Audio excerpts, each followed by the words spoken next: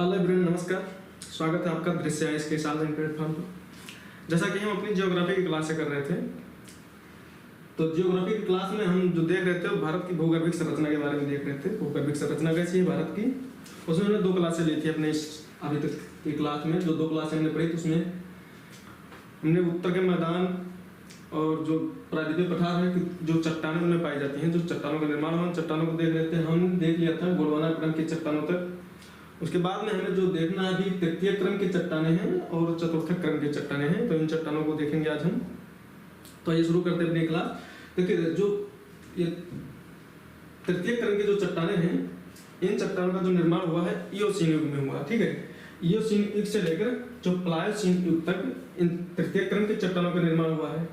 अगर हम देखें कि इन चट्टानों का क्षेत्र क्या है या कहाँ पाई जाती है और ये निर्मित कैसे, तो हिमालय पर्वत का जो निर्माण काल है, जिसमें हिमालय पर्वत मतलब निर्मित हुआ है, वह इसी तृतीय क्रम के चट्टानों से ही है। हिमालय को टर्सरी चट्टानों में रखते, ठीक है। तो हिमालय पर्वत इसी युग की चट्टानों से निर्मित है तथा इसका विस्तार कश्मीर में लद्दाख से लेकर असम तक है। हम देखें तो असम, राजस्थान और गुजरात में जो खनिज तेल पाए जाते हैं वो इसी क्रम के चट्टानों में पाए जाते हैं। तृतीय क्रम के चट्टानों में खनिजों की बहुलता होती है और ठीक खनिज तेल पाए जाते हैं। उत्तर पूर्वी भारत को देखेंगे, उत्तर पूर्वी भारत और जम्मू कश्मीर में, जो हमारा उत्तर पूर्वी भारत है, जो 7 राज्य उधर है हमारे, और जम्मू कश्मीर में निम्न स्तरीय कोयला जो होता है, इसे तृतीयक कोयला कहते हैं। जो इन तृतीयक चट्टानों में पाए जाने वाले कोयला को तृतीयक कोयला कहते हैं, निम्न स्तरीय कोयला होते हैं। तो ये इन क्रम के चट्टानों में पाए जाते हैं, तृतीय क्रम की। तृतीय क्रम की चट्टानों के बाद में जिन चट्टानों का निर्माण हुआ है वह है चतुर्थ क्रम की चट्टानें। ये चट्टानें सिंध एवं गंगा के मैदानी भागों में पाई जाती हैं। जो हमारे सिंध और गंगा के मैदानी भाग है, जिसे उत्तर का हम मैदानी भाग कहते हैं, उसमें ये चट्टानें पाई जाती हैं। इन चट्टानों में क्या होता है, देखिए, मध्य एवं ऊपरी प्लीस्टोसीन काल में पुरानी जलोढ़ बांगर का निर्माण हुआ है। बांगर वह मृदा होती है, अगर हम देखें वह चट्टानें होती हैं। चतुर्थ क्रम की चट्टानें जो होती है मृदा होती है, दरअसल जो हमारे यहाँ मैदानी क्षेत्रों में पाई जाती है। तो ये जो मृदा है, पुरानी जलोढ़ बांगर का निर्माण हुआ मध्य एवं ऊपरी प्लीस्टोसीन काल में। उसके बाद मतलब वर्तमान में देखें हम कि वर्तमान में जो है, तो वर्तमान में निर्मित जलोढ़ मृदा खादर के नाम से जानी जाती है। अब हम बांगर और खादर को अगर समझे तो देखिए, जब हम तराई क्षेत्र में जाते हैं, अगर हम हिमालय से लगभग नीचे आए, ठीक है, उत्तर से दक्षिण में आएंगे, तो हमें सबसे पहले जो मिलेगा वो भावर का क्षेत्र मिलता है, जिसमें बड़े बड़े पत्थर पाए जाते हैं जो नदियों के द्वारा बहा कर लाए जाते हैं। और उस भावर क्षेत्र में क्या होता है, वहाँ नदियाँ जो गायब हो जाती हैं। गायब होने का सेंस मतलब वो चट्टानों के बीच से होकर ऐसे बहती हैं कि बहती हुई दिखाई नहीं देती है, वो चट्टानों या पत्थरों के नीचे से बहती रहती हैं। तो कहते हैं कि भावर क्षेत्र में जो है नदियाँ गायब हो जाया करती हैं। और वो नदियाँ पुनः कहाँ दिखाई देती है, जब हम भावर से और नीचे आएंगे तो हमें मिलेगा तराई का क्षेत्र। उस तराई के क्षेत्र में नदियाँ पुनः दिखाई देती हैं।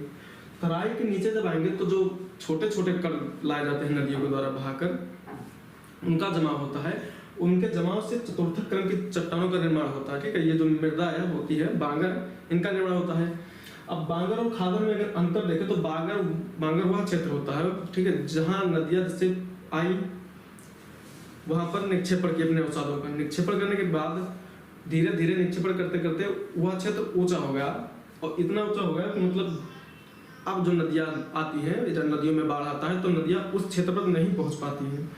तो वहाँ नए जो अवसाद हैं उनका जमाव नहीं हो पाता। जहाँ नए अवसादों का जमाव नहीं हो पाता उस क्षेत्र को हम बांगर कहते हैं। ठीक है, बांगर पुरानी मृदा होती है। अब जहाँ वर्तमान में नदियाँ पहुँच पाती हैं बाढ़ क्षेत्र तक, वहाँ जो निक्षेपण करते हैं जिन अवसादों का, उन अवसादों को हम कहते हैं खादर। ठीक है, तो वर्तमान में जो जलोढ़ मृदा निर्मित हुई है वह क्या है, खादर के नाम से जानी जाती है। अगर हम देखें उपजाऊ के हिसाब, उपजाऊ कौन सी ज्यादा होती है, तो बांगर की अपेक्षा खादर ज्यादा उपजाऊ होती है। ठीक है, क्योंकि खादर मृदा में हर साल नए नए जो पोषक तत्व आते रहते हैं, बहाकर नदियाँ लाती हैं, उनका जमाव करती रहती हैं। और जो खादर मृदा है होलोसीन युग से संबंधित है। ठीक है, प्रायद्वीपीय भारत को अगर हम देखें, प्रायद्वीपीय भारत के तटीय भाग में भी इस मृदा का विस्तार है, जहाँ पर नदियाँ बहती हैं प्रायद्वीपीय क्षेत्र में। वो नदियाँ जब निक्षेपण करती हैं अवसादों का, तो उस क्षेत्र में भी क्या होता है, खादर मृदा का निर्माण होता है। अगर हम देखें कश्मीर घाटी का निर्माण प्लीस्टोसीन काल में हुआ है। इसी काल में, प्लीस्टोसीन काल में ही कश्मीर घाटी का निर्माण हुआ है, नदियों के निक्षेपण से। हम देखें अगर पश्चिमी राजस्थान एवं थार के मरुस्थल में प्राप्त जो विभिन्न निक्षेप चतुर्थक क्रम की चट्टानों से ही संबंधित है। जो हमारा राजस्थान का क्षेत्र है, थार मरुस्थल का क्षेत्र है, वहां पर जो है मरुस्थल में प्राप्त जो निक्षेप प्राप्त होते हैं वो इसी चतुर्थक क्रम के हैं। और कच्छ का रण जो हमारा है वो भी इसी काल में निर्मित हुआ है। प्लेस्टोसीन काल में समुद्र का भाग था, कौन था? कच्छ का रण। ये प्लेस्टोसीन काल में समुद्र का भाग था, किंतु होलोसीन तक आते आते क्या हुआ, निरंतर नदियों के अवसादों के निक्षेपण से जो कच्छ का रण था यह सागरीय भाग से मतलब निक्षेपण की वजह से क्या हुआ, स्थल में परिवर्तित हो गया। ठीक है, किस काल में? होलोसीन काल में, या लगातार नदियों के अवसादों के निक्षेपण के द्वारा स्थल के रूप में परिवर्तित हो गया। ये हमारा जो है हमने देखा भारत के जो भूगर्भिक संरचना देख रहे थे वो यहाँ पर हो जाता है कंप्लीट। अब अगर इसके आगे बढ़ेंगे तो हम देखें अगर तो हमारा जो दूसरा चैप्टर ज्योग्राफी का शुरू होगा, इंडियन ज्योग्राफी का, वह क्या होगा? भारत के भौतिक प्रदेश। ठीक है, भारत के भौतिक प्रदेश। देखो भौतिक प्रदेश क्या होते हैं दरअसल उच्चावच के आधार पर जब किसी देश या किसी भूभाग का तो विभाजित किया जाता है उच्चावच के आधार पर, तो क्या कहलाते हैं? भौतिक प्रदेश कहलाते हैं। जैसे पर्वत है तो पर्वतीय प्रदेश, ठीक है, मैदान है तो मैदानी प्रदेश कहा जाएगा, पठारी प्रदेश कहा जाएगा। अगर पठार है तो जब हम उच्चावच के आधार पर या वहाँ की भूमि में उच्चावच का मतलब हुआ गहराई, ऊंचाई कैसे है, कितनी है, जब उच्चावच के आधार पर हम देखेंगे तो उस तरफ से जब प्रदेश को हम डिवाइड करेंगे तो वो भौतिक प्रदेश कहलाते हैं। अगर भौतिक प्रदेश पर हम देखें तो देखिए भारत को कैसे वैसे बांटा जा सकता है। भारत को हम अगर भौतिक प्रदेश के आधार पर बांटें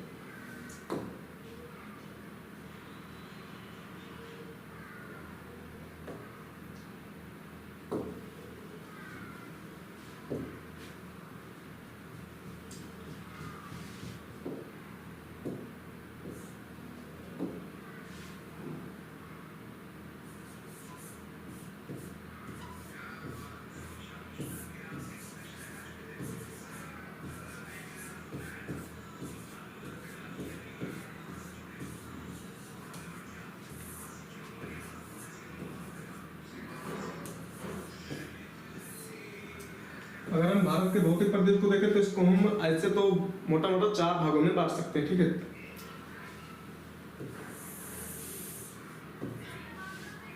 जिसमें हमारा पहला क्या हो जाएगा? हिमालय पर्वत या पर्वतीय क्षेत्र।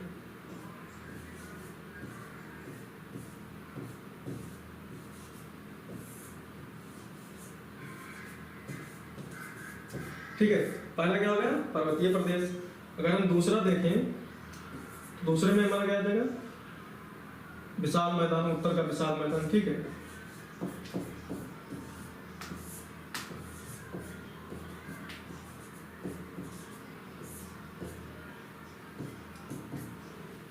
दक्षिण का प्रायद्वीप आ जाएगा।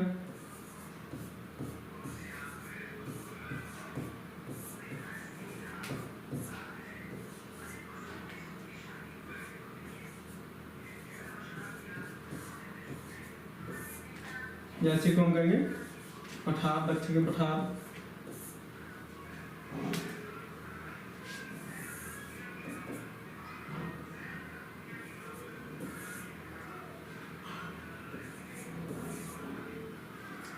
चौथे नंबर पर जो हमारा आ जाएगा प्रायद्वीपीय पठार के बाद में तटवर्ती मैदान आ जाएंगे। ठीक है, जो हमारे दोनों तट है, पूर्वी तट और पश्चिमी तट, चौथे पर हम इसको लाएंगे।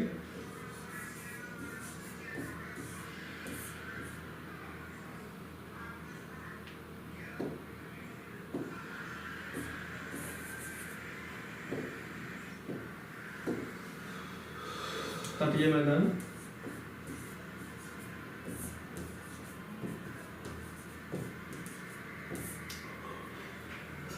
हम इसी में देख लेंगे क्या? द्वीप क्षेत्र। ठीक है, द्वीप में हमारे आएंगे बंगाल की खाड़ी के द्वीप,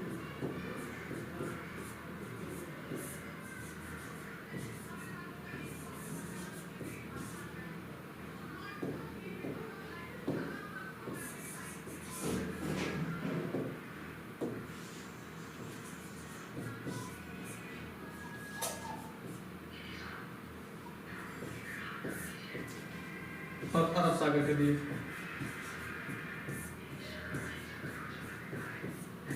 जो हमारे बंगाल की खाड़ी में अंडमान निकोबार द्वीप समूह है, अरब सागर में जो लक्षद्वीप द्वीप समूह है, इसको देखेंगे तो हम इसको अगर देखना था तो इसको 5वां भी कर सकते हैं, या फिर हम 4 में बांटे तो तटीय मैदान द्वीप समूह को साथ ही देखते हैं। ठीक है, दक्षिण का पठार। अब हम इसको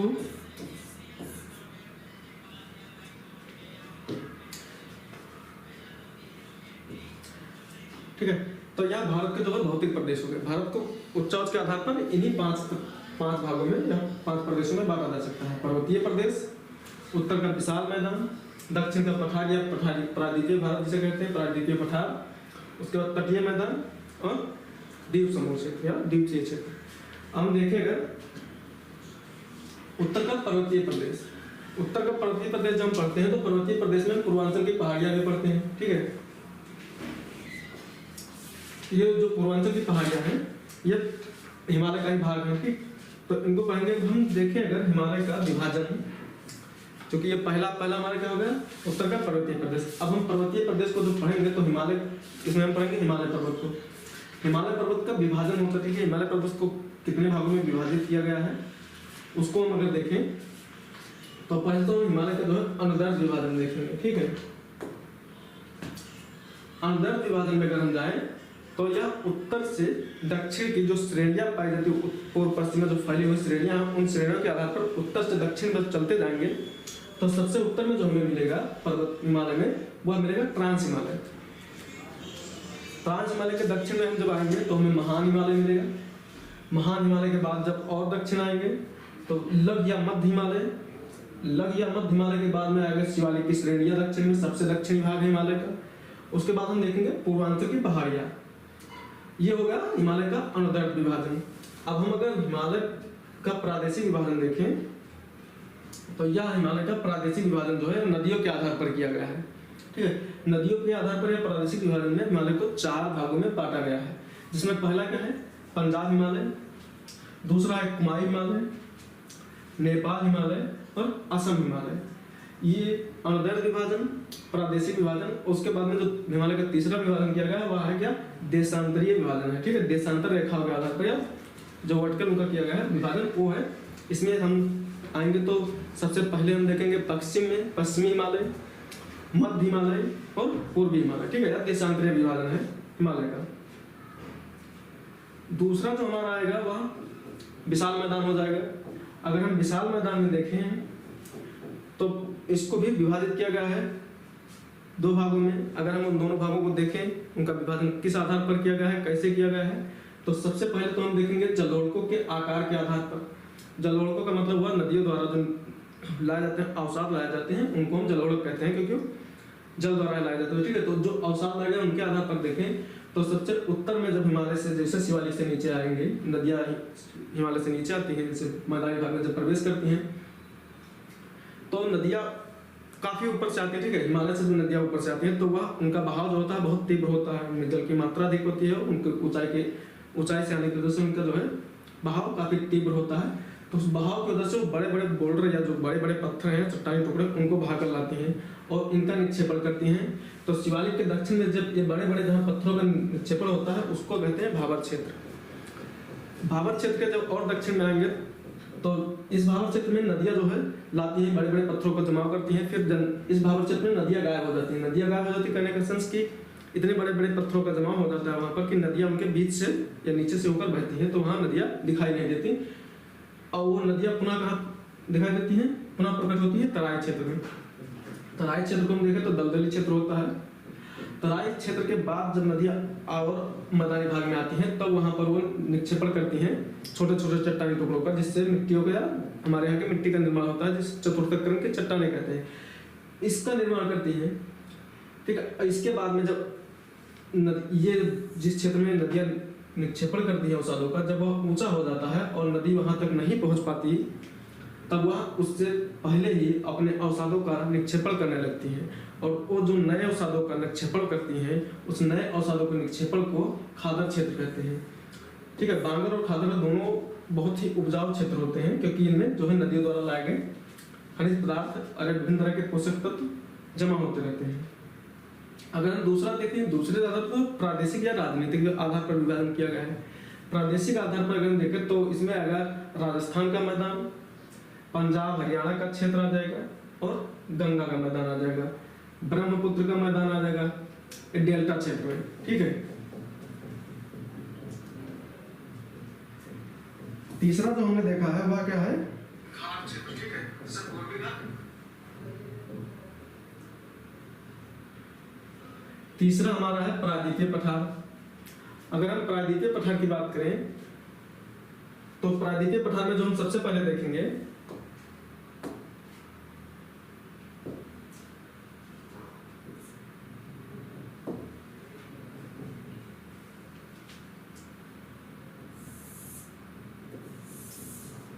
इसमें हम पहले देखेंगे उच्च भूमि। ठीक है, जिसमें आएगा केंद्रीय उच्च भूमि,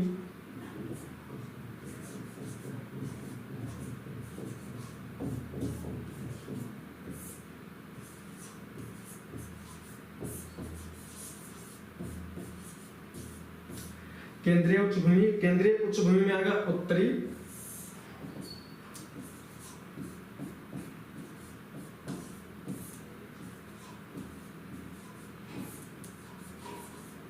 उत्तरी उच्च भूमि,